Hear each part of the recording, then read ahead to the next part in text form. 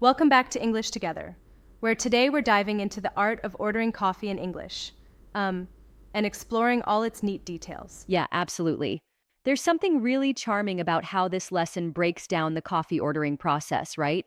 The script shows not just the orders themselves, but also how to get those sizes and customizations right. Exactly, it's like a mini language adventure every time you step into a cafe. The script lays out the basics, saying, coffee please, for a start, and then getting into details like black coffee and coffee with milk. Mm-hmm. And the way they incorporate repetition for practice, like repeat after me, black coffee please, really drives home those essential phrases, doesn't it? Right, it's almost like, well, like a drill. You know, repeated practice is what builds confidence. And then, oh, it also expands into different types like latte or cappuccino. Yeah, it makes it so approachable.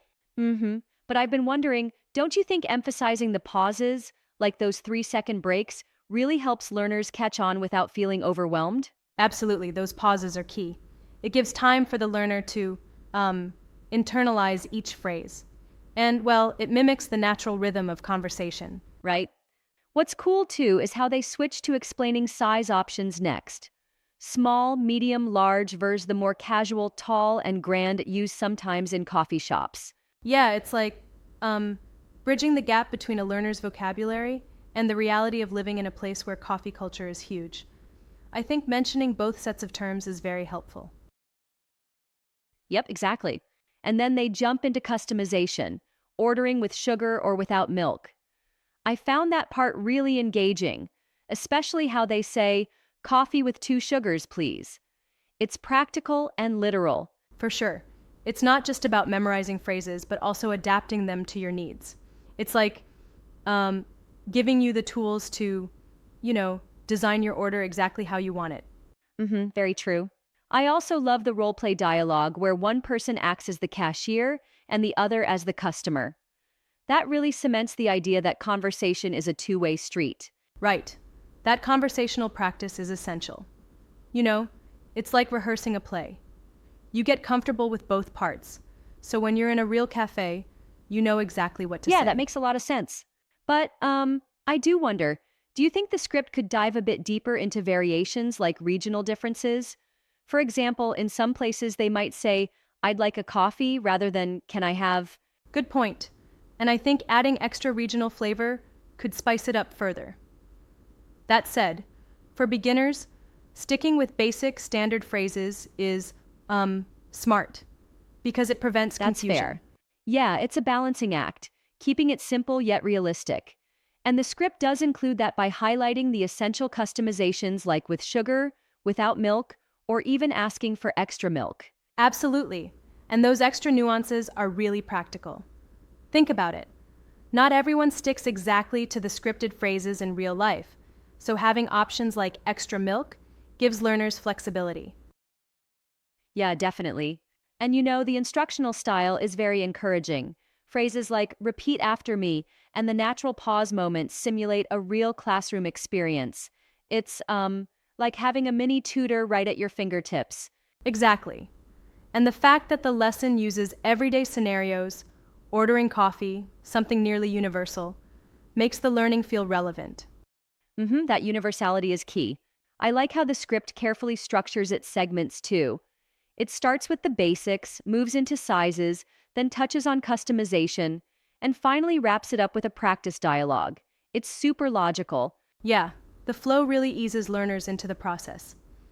Sometimes, jumping straight into dialogues without foundation can be overwhelming. But here, the gradual build-up is very That's true. supportive. Support is crucial in language learning.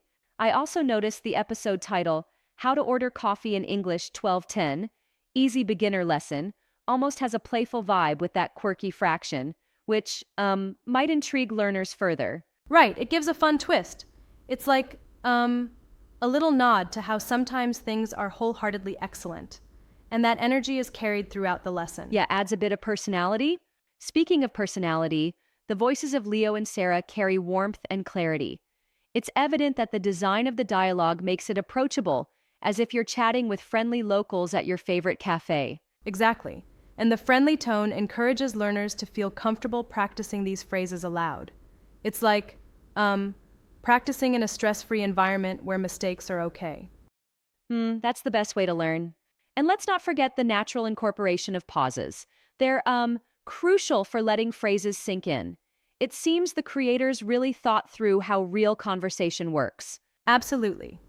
And the practice dialogue helps simulate a real-life interaction. Imagine standing in line at a coffee shop and smoothly saying, "Hi, can I have a large latte, please?" It just builds that confidence. Exactly, that real-life simulation is invaluable. Though I have to ask, do you think there's room for a bit more variety, like ordering iced coffee or, seasonal drinks? Well, that's interesting. I mean, the current script is tailored to beginners, and adding too many variants might overwhelm them. However, I believe a follow-up episode could address more advanced orders like iced coffee or specialty drinks. That's a fair critique. Keeping it simple first is a smart strategy. Yeah, exactly. You can always build on a solid foundation later. It's like adding extra layers once you've mastered the basics. Mm-hmm. Like making a perfect latte art once you've learned your espresso shots. Haha, love that analogy. And the clear segmentation of content from introduction to practice dialogue makes it easy to follow. It mirrors how effective language communication really is, a series of small, manageable parts coming together to form a complete conversation. Precisely. It's, methodical in a way that really supports gradual learning. You don't just get lost in a jumble of phrases. It's all arranged to boost confidence step by Yep, step. clarity is essential. One of my favorite parts is how the script encourages at-home practice. Reminding listeners to say the phrases out loud helps them internalize these commands in a fun way. Absolutely. And that idea of practicing at home can really transform a learning routine. It's not just passive listening, it's active repeat and reinforce. Oh, for sure. I think the key takeaway is that ordering coffee is a perfect everyday opportunity to practice English without stress. Even if you're nervous, the lesson empowers you to, just go for it. Right. It's accessible and practical. Just imagine you're in a bustling cafe and you confidently ask, "Large coffee with milk, please." It's a simple victory in language learning.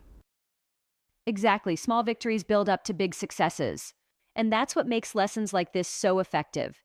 They're not merely theoretical, they empower you to use English genuinely, engaging with a real-world context. Mm-hmm. It's these real-world applications that create lasting learning experiences. Plus, having that friendly banter in the lesson encourages learners to mimic that tone, making their practice more natural and less robotic. Yep, natural practice leads to better retention. All in all, this episode on ordering coffee in English is a brilliant blend of structure, practice, and personality. It not only teaches you what to say, but also how to feel comfortable saying it. Absolutely. And I think listeners will not only learn the phrases, but also feel that extra boost of confidence every time they step into a cafe, ready to order their favorite brew. Right on, exactly. Well, that wraps up our discussion today. The art of ordering coffee might seem small, but it's a huge step in mastering everyday English. Absolutely. Thanks for joining in this conversation, and may your next coffee order be both confident and, delightfully smooth. Indeed. Until next time, keep practicing, and don't be afraid to add your own flavor to every order you make. Goodbye, everyone, and happy learning.